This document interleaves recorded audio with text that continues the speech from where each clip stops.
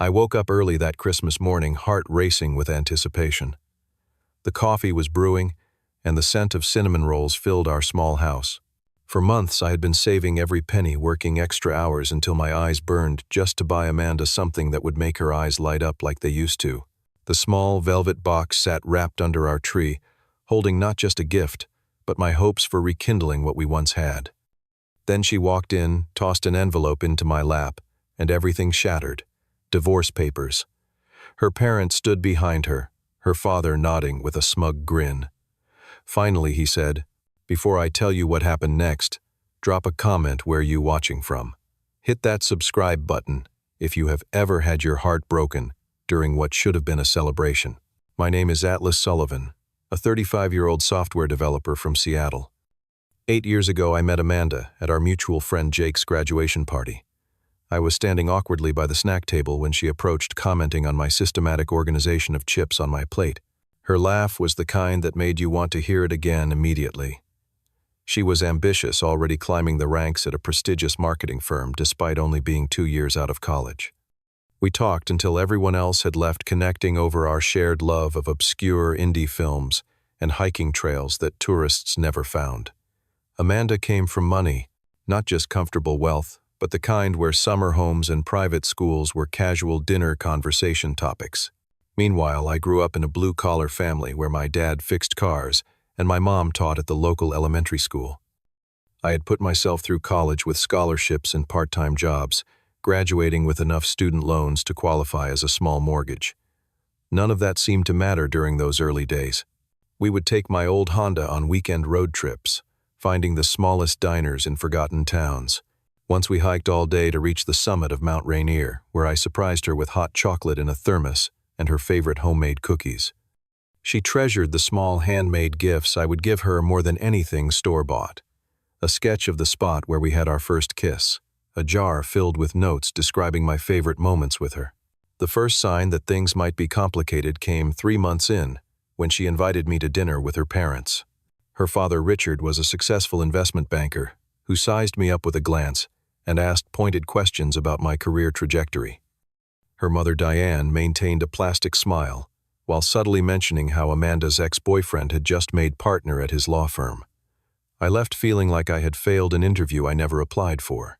Despite their reservations, Amanda and I fell deeper in love. On our 1-year anniversary, I proposed at the small Italian restaurant where we had our first official date.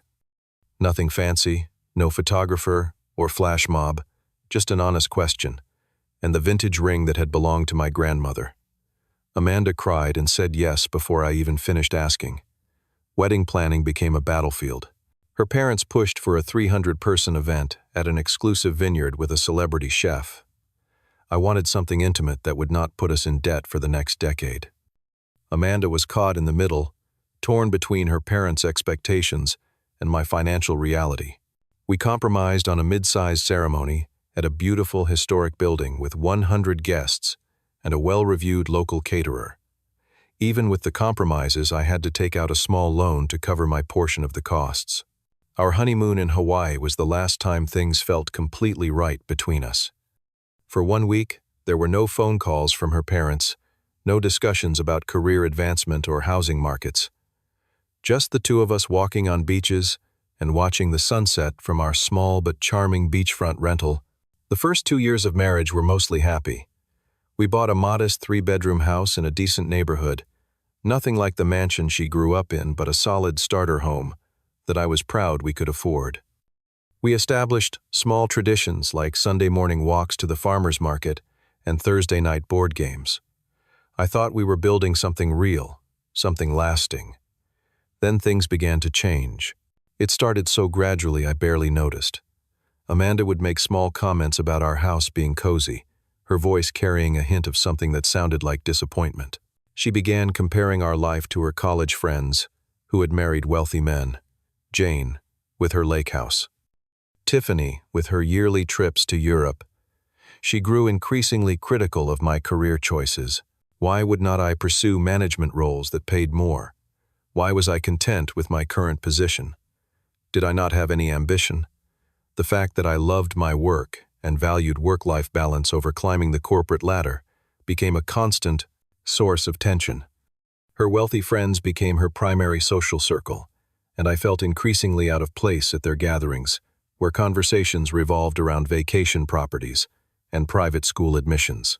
Amanda started spending more weekends at shopping trips and spa days, coming home with bags from stores where a single shirt cost more than my weekly grocery budget.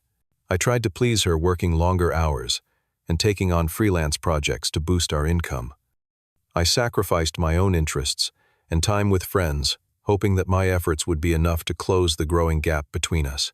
But no matter what I did, it seemed like a shadow was growing between us, and I could not figure out how to break through it.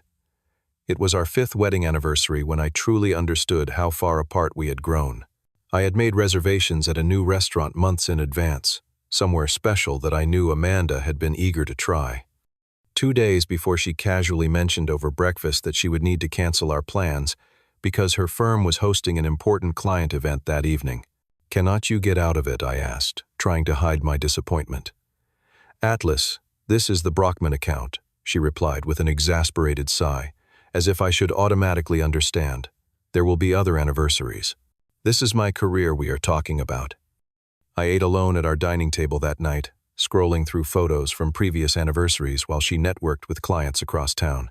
She came home after midnight, too tired to even notice the anniversary card I had left on her pillow. The loneliness that followed was profound, a peculiar kind of isolation that only happens when you are physically with someone, but emotionally disconnected. We lived in the same house, slept in the same bed, but existed in entirely different worlds. Amanda's criticism of our lifestyle intensified. Our home, that had once felt like an achievement to me, was now described as embarrassingly small whenever her colleagues were mentioned as potential dinner guests. My car, reliable but admittedly aging, became that thing she refused to be seen in. Each comment cut deeper than she knew, or perhaps deeper than she cared. Her parents became a constant presence in our lives, dropping by unannounced or calling Amanda multiple times daily. Sunday dinners at their expansive home became an obligation I dreaded. Richard would casually mention friends' sons who had made something of themselves while glancing meaningfully in my direction. Diane would tour Amanda around their newly renovated rooms, pointedly discussing how everyone was upgrading their homes these days. The breaking point came when I discovered Amanda had opened a separate bank account without telling me. We had always maintained both joint and personal accounts, but this was different. I found the statement accidentally while searching for a tax document showing substantial deposits over several months. That night I confronted her. "What is this account about? Why would not you tell me about it?" She became immediately defensive. "Do I need your permission to have my own money? Not everyone wants to live paycheck to paycheck forever, Atlas. We are supposed to be partners. We make financial decisions together." I insisted, feeling something fundamental crumbling between us. "My parents were right about you," she snapped, words flying out like poisoned darts. "You will never understand what it means to build real security. You are too comfortable with mediocrity." The words hung in the air between us, impossible to take back. That night, she slept in the guest room for the first time. Desperate to save our marriage, I suggested counseling. Amanda agreed after several discussions, but her participation was half-hearted at best. We attended 2 sessions where the therapist tried to help us identify our core issues, but Amanda answered questions vaguely and checked her watch repeatedly. After the second appointment, she declared it a waste of time and money and refused to return. With traditional solutions failing, I made a decision that would alter everything. If Amanda valued financial success and grand gestures, perhaps that was the language I needed to speak. I began taking on additional projects at work and freelance jobs on weekends, saving every extra dollar I earned. For 10 months, I worked myself to exhaustion, often sleeping only 4 hours a night. I stopped going out with friends and canceled my gym membership to save both time and money. My colleagues noticed my bloodshot eyes and constant coffee consumption, but assumed I was gunning for a promotion. In reality, I was working towards something much more personal. I was saving for a Christmas gift that I hoped would remind Amanda of what we once had and show her what we could still build together. The gift required months of planning. I contacted a custom jewelry designer to create a unique locket that incorporated elements of our most precious memories.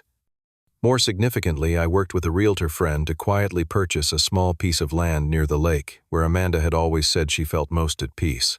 With help from my construction buddy Sam, I began building a modest but beautiful cabin there on my rare free weekends.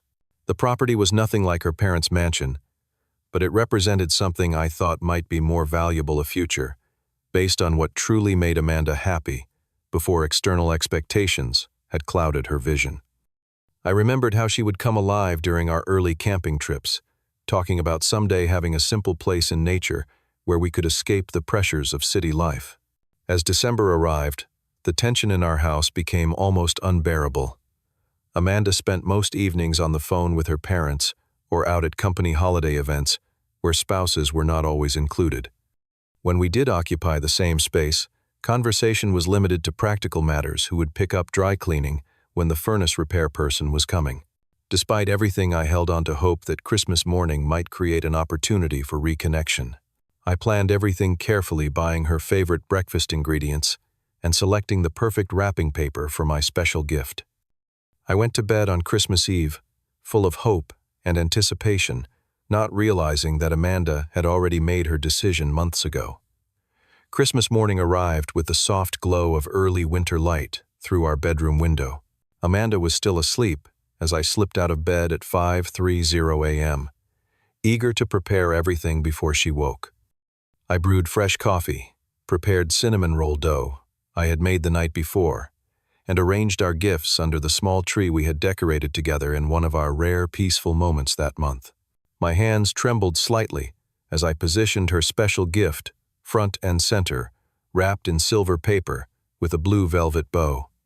Inside that small package lay not just material items, but my vision for our future together. I had written a letter explaining the meaning behind each element, how the locket contained symbols of our past, while the land deed and cabin keys represented our potential future. It was my last best hope for breaking through the walls between us. At 8:00 a.m., I heard Amanda stirring upstairs. I quickly put the rolls in the oven and lit the scented candle she had always loved. My heart raced as I heard her footsteps on the stairs, practicing my smile, despite the knot of anxiety in my stomach. She entered our living room wearing the expensive silk pajamas her parents had given her last Christmas, her face a careful mask of neutrality. She did not meet my eyes as she muttered morning and headed straight for the coffee I had poured for her. "Merry Christmas," I said, trying to keep my voice light. "I was thinking we could have breakfast and then open presents like we used to." Before she could respond, the doorbell rang. Confused, I opened the front door to find Richard and Diane standing there dressed immaculately despite the early hour. Richard wore the smug expression that seemed permanently etched onto his face whenever he visited our home. "We thought we would stop by early," Diane explained with a tight smile that did not reach her eyes. "Amanda mentioned you two would be having a discussion this morning." My confusion deepened as I glanced back at Amanda, who was now standing rigidly by our Christmas tree. There was something in her posture, a readiness that sent a chill through me. Her parents brushed past me into the house without waiting for an invitation. "Atlas," Amanda said, her voice oddly formal. "We need to talk." She walked to the couch, picked up a large envelope I had not noticed before, and tossed it into my lap as I sat down bewildered. The weight of it felt immediately significant. With trembling fingers, I opened the unsealed envelope and pulled out a stack of legal documents. The words "Petition for Dissolution of Marriage" stared back at me from the top page. The date on the papers showed they had been prepared 3 weeks earlier. Finally, Richard said with undisguised satisfaction as Diane nodded beside him. The room seemed to tilt around me. "What is this?" I asked, though the answer was painfully obvious. "Amanda, why are your parents here for this?" Amanda stood, with her arms crossed, a rehearsed speech ready on her lips. "This is not working, Atlas. It has not been working for a long time. We have incompatible lifestyles and different expectations for the future. I deserve more than this." She gestured vaguely around our modest living room. "And you seem content with mediocrity." The words hit like physical blows, not just their meaning, but the realization that she had practiced them, planned this ambush on Christmas morning with her parents as witnesses to my humiliation. Richard could not resist adding his own thoughts. Amanda needs someone who can provide the life she deserves, the life she grew up with. We tried to be supportive, but let us be honest, you were never going to be that person. You plan to do this on Christmas, I asked Amanda, ignoring her father. With your parents here. They are here to help me move some things today, she replied coolly. I will be staying with them while this is finalized. And yes, Christmas seemed appropriate since we will be starting fresh in the new year. I have brunch reservations with Tiffany and Jane at 11, so if we could wrap this up.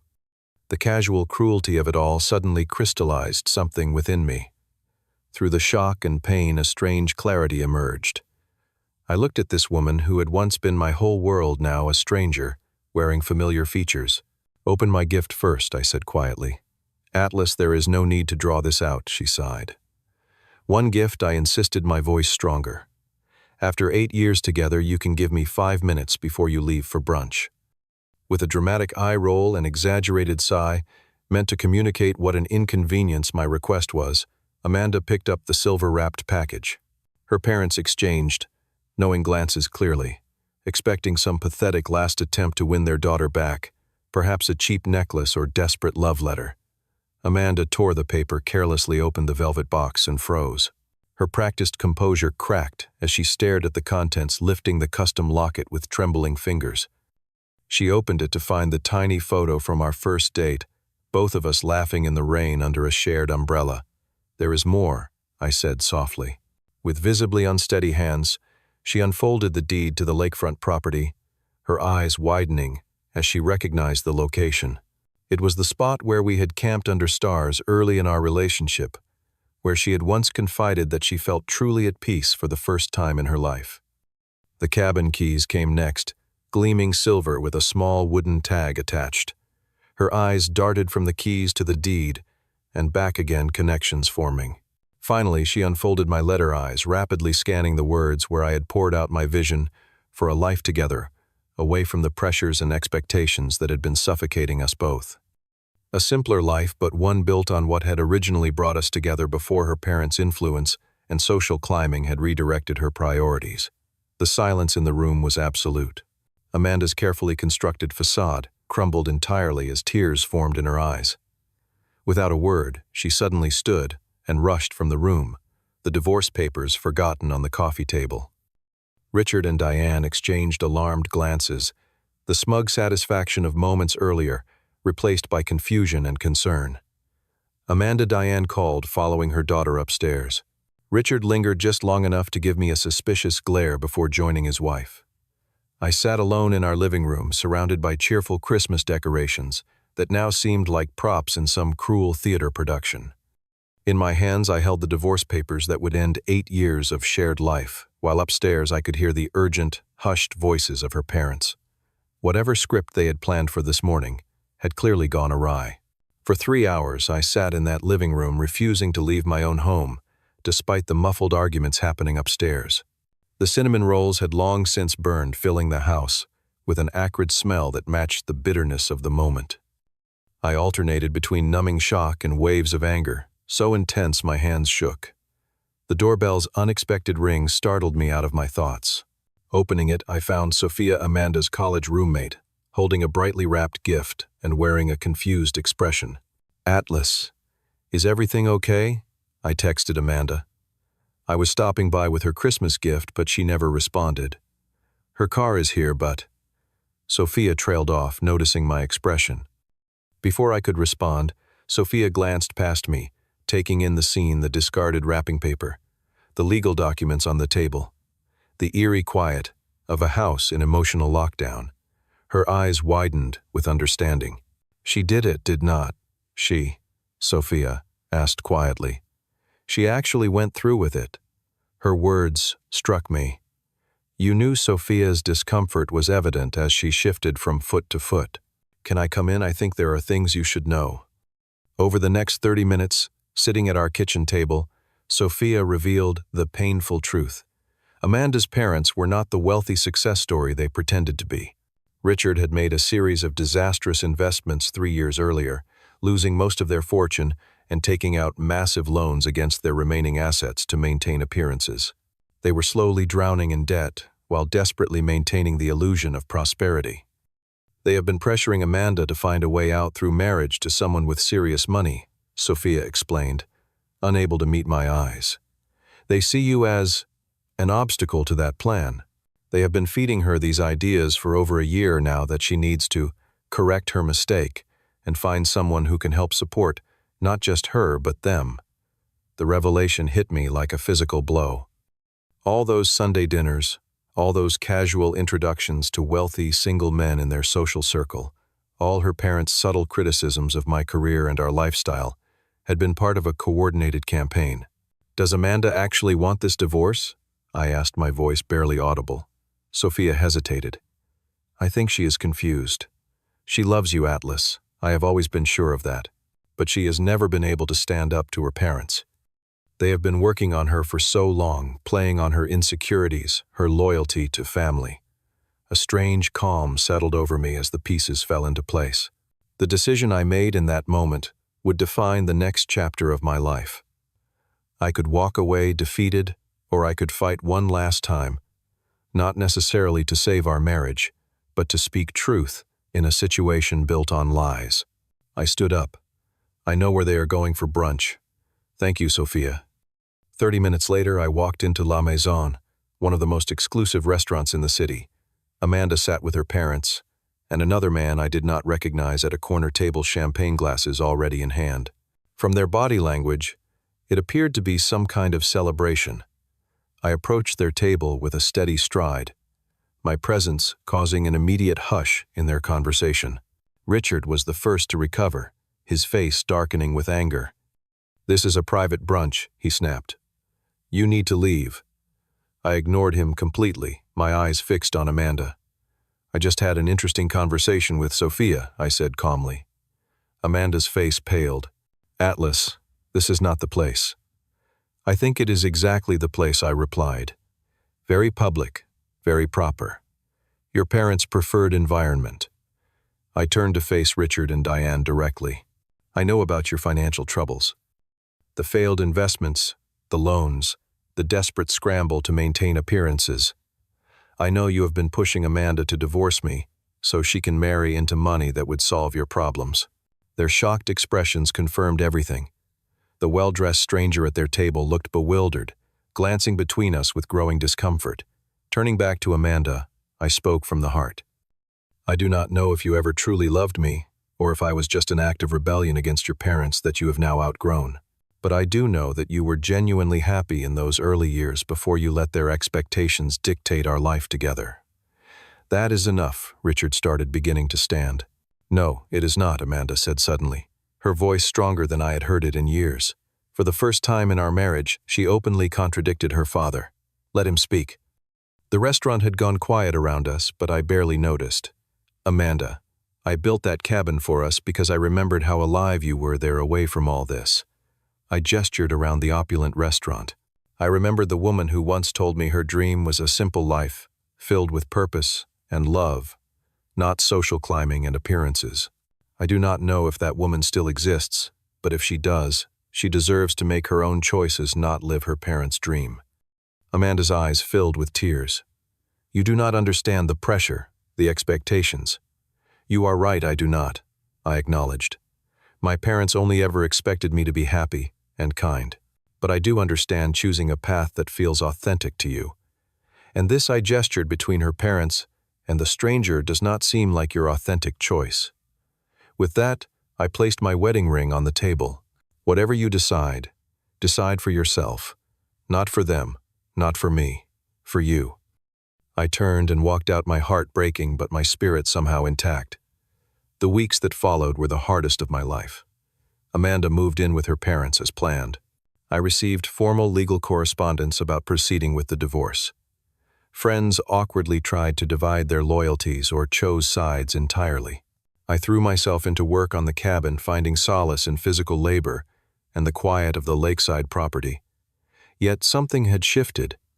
I had spoken my truth and stood firm in my own worth. For the first time, I realized that I deserved someone who would choose me completely, not as a compromise or temporary rebellion. 3 months after that Christmas morning, I received a text from Amanda, asking if we could meet at the lake. Against my better judgment, I agreed. I arrived to find her sitting on the dock, looking more like the woman I had first fallen in love with than I had seen in years. Gone was the designer wardrobe and perfectly styled hair. She wore jeans and a simple sweater, her hair pulled back naturally. "I left my job," she said without preamble, "and I have been in therapy twice a week since Christmas." I sat beside her, keeping a careful distance. "Why did you want to meet? I need to apologize, though." "I know it cannot fix anything," she said, her voice steady but vulnerable. "You were right about everything. I lost myself trying to be who my parents wanted. I forgot what actually made me happy." She explained that after our confrontation, she had finally stood up to her parents, refusing to be part of their financial schemes. She had moved out of their home into a small apartment, taken a lower-pressure job at a nonprofit, and begun the difficult work of figuring out who she really was, apart from their influence. "The divorce papers," she said hesitantly. "I have not filed them. I do not expect you to forgive me or take me back. I would not in your position, but I wanted you to know that you woke me up. You helped me see what I was becoming." We talked for hours as the sun moved across the sky, having the honest conversation we should have had years earlier. There were no easy solutions, no immediate reconciliations. Trust once broken could not be instantly restored with apologies, no matter how sincere. In the end, we made a difficult decision. We would sell both our house and the cabin, using the proceeds to start fresh separately. Amanda would continue her therapy and journey of self-discovery. I would pursue a career opportunity in another city that I had been considering. We would communicate only through our attorneys for 6 months, giving ourselves real space to grow independently. If after that time we both feel there might be something worth rebuilding, I said carefully, we can meet here again and see where we stand. But there are no guarantees, no promises. Amanda nodded, understanding the boundary I needed to set. "I hope we find our way back to each other, Atlas. But even if we do not, thank you for loving me enough to tell me the truth, even when it hurt." 1 year later, I stood on that same dock, watching a brilliant December sunset paint the lake in shades of gold and crimson. My life had changed dramatically. The new job had brought unexpected opportunities and a fresh perspective. I had built friendships based on authentic connections rather than social expectations. Behind me, footsteps on the wooden planks announced her arrival. We had maintained our 6 months of separation, communicating minimally through attorneys, to finalize our legal and financial division. When that period ended, we had begun cautious communication through occasional texts and emails, each message a small test of the fragile trust we were attempting to rebuild. This meeting on Christmas Eve, exactly 1 year after everything had fallen apart, was the first time we had seen each other in person since that day on the dock. "I brought coffee," Amanda said, offering a cup. "Still take it with too much sugar. Some things never change," I replied with a small smile, accepting the cup. We sat side by side, no longer husband and wife, but not quite strangers either. Something new was forming between us, something that required patience and courage from both sides. "I sold my parents' house last month," she said. "They finally accepted they could not maintain that lifestyle. They are in a nice condo now, learning to live within their means for the first time in decades. How are they handling that? Better than I expected, actually. Dad is fishing a lot. Mom joined a book club. They are talking about things besides money and status for the first time I can remember." The sky darkened around us as we carefully navigated this new territory, sharing the growth and changes of the past year. We were different people now, shaped by painful lessons, but perhaps wiser for them. As stars began appearing above the lake, Amanda turned to me. "I have been thinking about what you said last Christmas about authentic choices. I want you to know that whatever happens between us now will be my choice, not anyone else's expectation. I am still figuring out exactly who I am, but I know I want to be real, not perfect." I nodded, understanding the profound shift this represented. True wealth is not in bank accounts or appearances, but in having the courage to live authentically. Sometimes, you have to lose everything to discover what really matters. We did not have all the answers that night. Rebuilding would take time if it was even possible.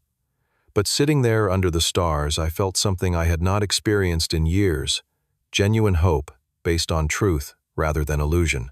The greatest gift we had given each other was the painful truth that forced us both to examine what we truly valued. Whether our future paths ran parallel or diverged, we had each found our way back to authenticity. Have you ever had to choose between comfort and truth in your relationships? Drop a comment below sharing your experience. If this story resonated with you, please hit that subscribe button and give this video a like. Share it with someone who might need to be reminded that authentic living is worth the struggle. Thank you for listening, and remember that sometimes the hardest decisions lead to the most genuine happiness.